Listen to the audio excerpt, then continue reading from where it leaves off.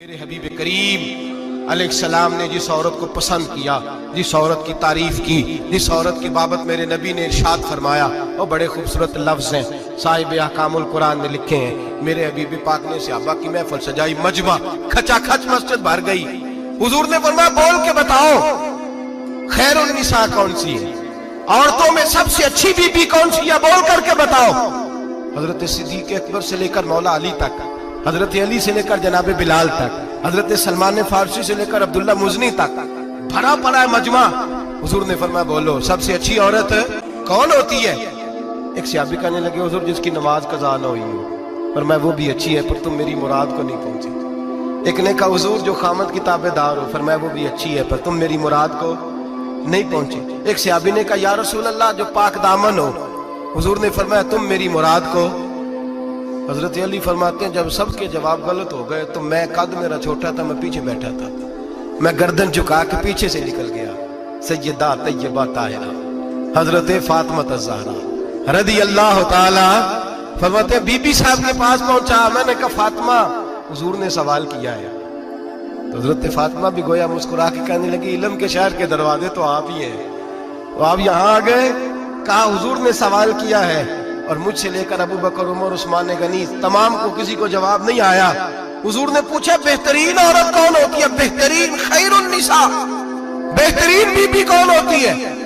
حضرت سیدہ فاطمہ کہنے لگی علی بڑی سادی سی بات تھی، سمجھ نہیں آئی؟ کہ فاطمہ بتلا دو اتنی سادی ہے تو۔ حضرت فاطمہ کہنے لگی سب سے بہترین عورت وہ ہوتی ہے نہ کبھی غیر محرم نے وہ بی بی دیکھی ہو۔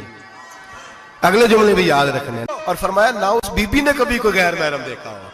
صرف مرد پہ پابندی نہیں کہ وہ عورت نہ دیکھے، فرمایا عورت پہ بھی پابندی ہے کہ وہ بھی غیر محرم کا چہرہ نہ دیکھے۔ فرمایا بی بی نے بھی غیر محرم نہ دیکھا ہو، وہ خیر النساء ہے، وہ سب سے اعلیٰ۔ حضرت علی کہتے میں جھٹ سے آیا، پیچھے بیٹھا، بات ابھی جاری تھی، میں نے ہاتھ کھڑا کر دیا، میں نے کہا حضور میں بتاؤں؟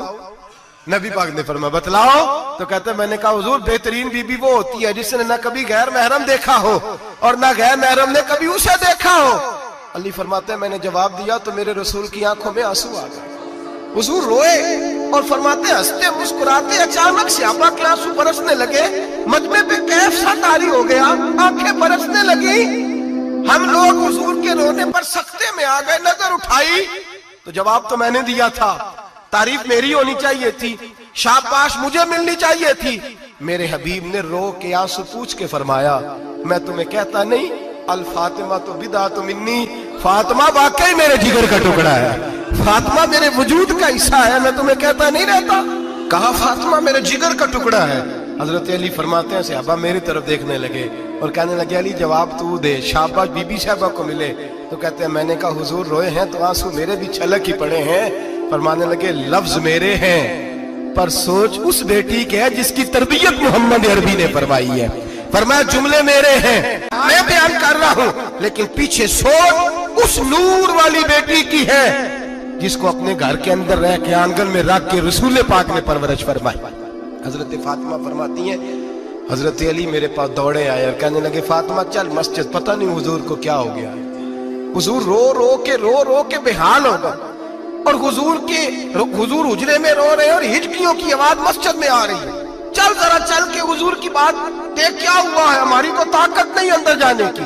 سیدہ طیبہ طاہرہ حضرت فاطمہ جھٹ سے پردہ اوڑا، حاضر خدمت ہوئی، اندر گئیں، کہتے ہیں حضور کے کندھے پہ ہاتھ رکھا تو محبوب بیٹی کے ہاتھ کی ٹھنڈک محسوس کی، سر سجدے سے اٹھایا، فرمایا فاطمہ آ گئی ہو؟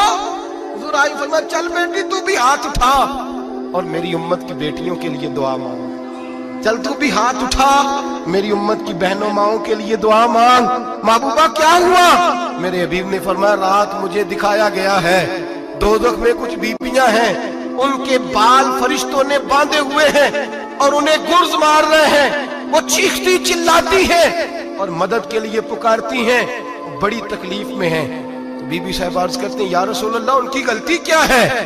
تو میرے نبی نے فرمایا وہ باریک دوپٹہ اوڑھتی تھی، وہ باریک دوپٹہ اوڑھتی تھی، ان کے بال چمکتے تھے، غیر محرموں کی نظر پڑتی تھی، انہیں دوزخ میں سزا ملے گی، وہ چلائیں گی چیخیں گی، ان کی مدد کو کوئی نہیں پہنچے گا، چل تو ہاتھ اٹھا دعا مانگ۔ حضرت فاطمہ امت کو پیغام دیتی ہیں پردہ اوڑھ دو، حجاب میں آ جاؤ، اپنے آپ کو رسول اللہ کی بارگاہ میں جھکا دو،